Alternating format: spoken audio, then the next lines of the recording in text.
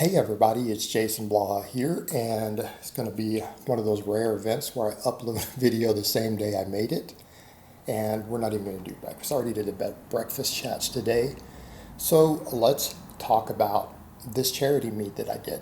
It was a lot of fun. There was some good and bad involved because of, again, trolling and everything else, and we'll talk about that a little bit.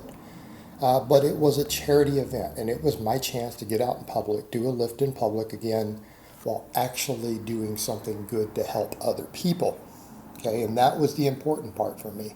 Rather than me just try to show up at a little small meet somewhere purely to do something just to show my lifts, I decided I wanted to do this instead. Because in this case, again, it shows goodwill that I really do care about people. I actually do. And no matter what a lot of you think about me, I actually do give a damn about other people. All right? And some of you know from things I've said in the past, cancer is one of those things that's pretty close to my heart. I have lost a very, very close loved one to cancer. And it means something to me. So when I saw this come up, I'm like, I have to do this. I have to help with this event. And it was for, again, Eric Labarge and his wife, Robin. Both lovely people. Robin's a lovely woman. I met her. And it's to help with her breast cancer treatment, right? And this is a worthy cause. This is something worth doing. It's worth doing. And I'm glad that I did it no matter what positive or negative blowbacks occurred as a result of it. Okay, let me get centered here.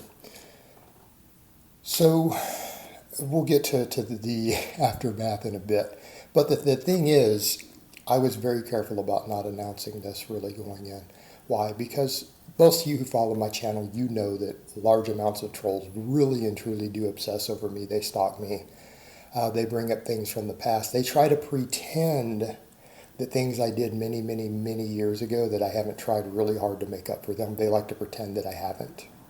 And they like to present it as if I hold certain views that I don't. And the biggest one they have was the whole fake Merc thing. And they've tried to make it out as if I hate veterans and want to hurt veterans and all this other nonsense, which isn't true. But the fact of the matter is, I really don't.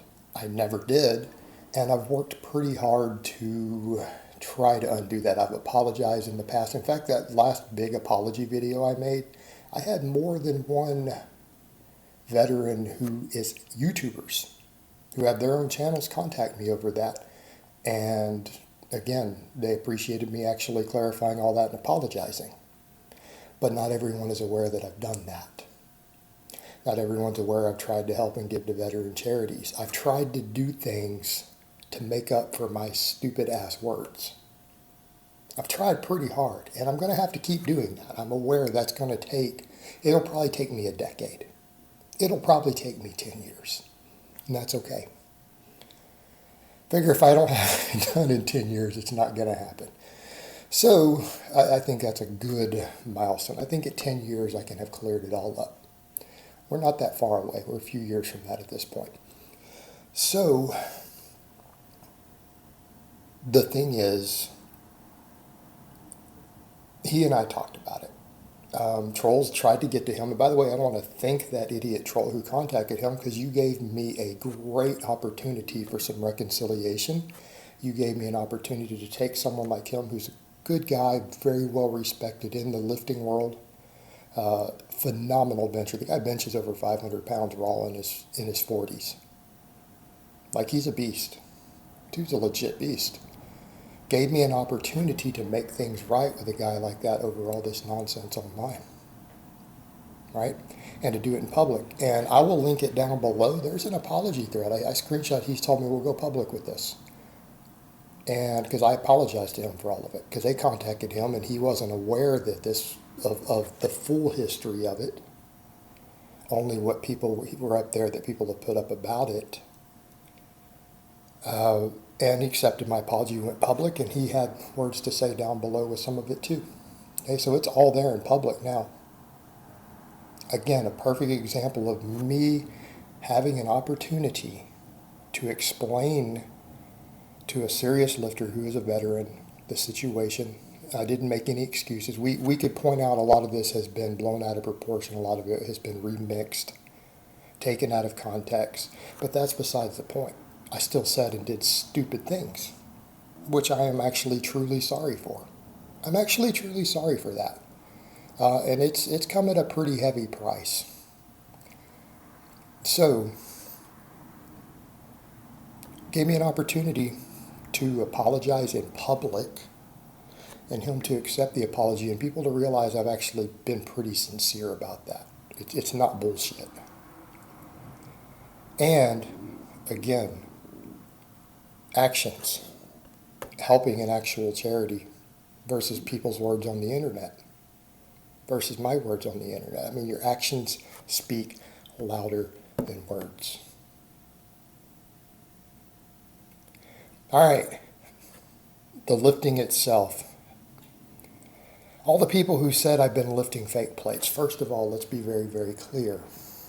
Anyone who thinks that there are rogue plates that are fake like that is a moron or a liar. So again, let's come over to that point. Everyone who's always like, oh, Jason, lies, lies, lies. But if you said that I had fake plates, you're the liar. You can't have that double standard and claim that I lie and then you lie about me. That's not how it works. Anyone who repeatedly said that lie in their videos, their channels, we now know is themselves a pathological liar. And they've just been proven so. I just walked in and pulled 625. Have you guys even seen me pull over 600 on a deadlift in the last year, really? No. Using my fake plates. By the way, the same plates I trained on to do all this with, to build that deadlift, are what I also hit those 600-pound squats with. They're the same plates, guys. Those were not fake lifts. Those 3 600-pound lifts I did on the squat, they were a little high. They weren't fake. Okay, we're going to get on the platform and show it later. Now, the other thing there, obviously, my grip. My grip was a factor. But we know what's happening there, right? Remember, I had an issue with the grip a couple weeks out from the event with me straining both of my radial brachiolysis doing heavy dead hangs. I haven't been able to do any grip work for over 2 weeks. Other than my normal training, my grip does need a little bit of extra work. My grip was the limit. Right? That's because I pulled the 625. My grip was becoming a problem. Speed, power, strength were there. Grip was starting to become an issue. 635, I knew my grip was going to give. And I had to stop in the middle of the lift. The back strength, the back was giving out also. But again, largely due to changes in bar path due to the grip. But here's the thing. What did I do to train for that? Does anyone really think that's my top end? You guys watch my vlogs. I haven't done any real heavy pulling. How much conventional deadlifting did I do going into that event? 2 workouts. 2. I used 2 workouts to peak for that and pull 625. What do you think I'm going to do in meets next year? Keep getting better. It's the idea. So here's going to be the plan for that. Yes, I will be competing next year. Hopefully multiple times. Find a way to make it work. It'll be Masters 2. I actually turn 45 in something like 6 weeks. I'm almost there. Gives me 5 years to do Masters 2. To come in and do my best. Now, again, I'm always going to deal with trolls poisoning. Well, people are like, Jason, why haven't you been competing?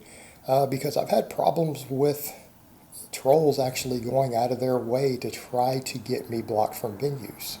That's why I had to be quiet about this. And the same thing happened here after the fact. Were there people who I had somewhat befriended, had added on Facebook or whatever, who the trolls managed to get to unfriend me, block me, whatever? Sure, you bet they did. That's okay. That's okay. If those people want to judge based on internet stuff rather than a person they met and ever hearing their side or realizing that things that people have accused them of, a lot of it's false. The things they have done wrong, they've apologized for numerous times. Then I don't need those people, and that's okay. They're free to make their own choices, right? Everyone's free to judge anybody they want in this world any way that they want to do it. That's okay. The one that mattered, a guy like Eric, who I have a great deal of respect for, he listened. He forgave me. Okay? That's what matters. And so the whole thing is with competitions in the future, because I have to deal with this politics around it, I have actually spent a great deal of time building up a list of friends who are officials and judges in all these federations. They're on my friends list. I chat with them. I befriended them. They're aware of the history. They're aware of my channel. So if organizations try to block me from a venue, I have these character references to say, actually, no, that's not all true. And this is not really what's going on. It's not who he is. I have those people. Same thing if they try to, because really the veteran thing is what people will try to use against me. I have a list of clients who are veterans who pay me to get them stronger. I also have active duty military. And again, anyone who's on my private friends list and has seen them post on my wall realize I've coached an actual Ranger, an Army Ranger, who is currently a Ranger. He's aware of all that history. This gives me, again, a list of references to say, no, that's actually not true. Doug is a veteran, which again, a lot of you are familiar with my client, Doug. Doug's a veteran. Doug served. These are people who will step up if I need something, and people try to block me from a venue to say, look, none of this is true. This isn't true. Here's the reality. So I'm going to use that to my advantage, and I have to. Because again, I have to deal with people who want to stop me from competing. Because people who really hate me, who have these crazy crusade against me, know they lose when I start hitting elite numbers and break records on platforms. Right? It's over for them. I win at that point. So they've worked pretty hard to prevent that. That has actually been really high on their priority list from what I've been able to determine. Again, the whole circle of stalkers who hate on me, that's been their number one goal, is to keep me off the platform and to keep trying to claim that I lift fake weights. They just failed. I just pulled 625. We're going to pull 650 plus in comp next year. And I'm going to do it at possibly 198. So that's the game plan. And I've really enjoyed this event, even though some of the aftermath wasn't always pleasant. Because again, people shake your hand, they're polite to you, look you in the eye, and then, they believe internet stuff, that's okay. That's not nice. It's not a nice feeling.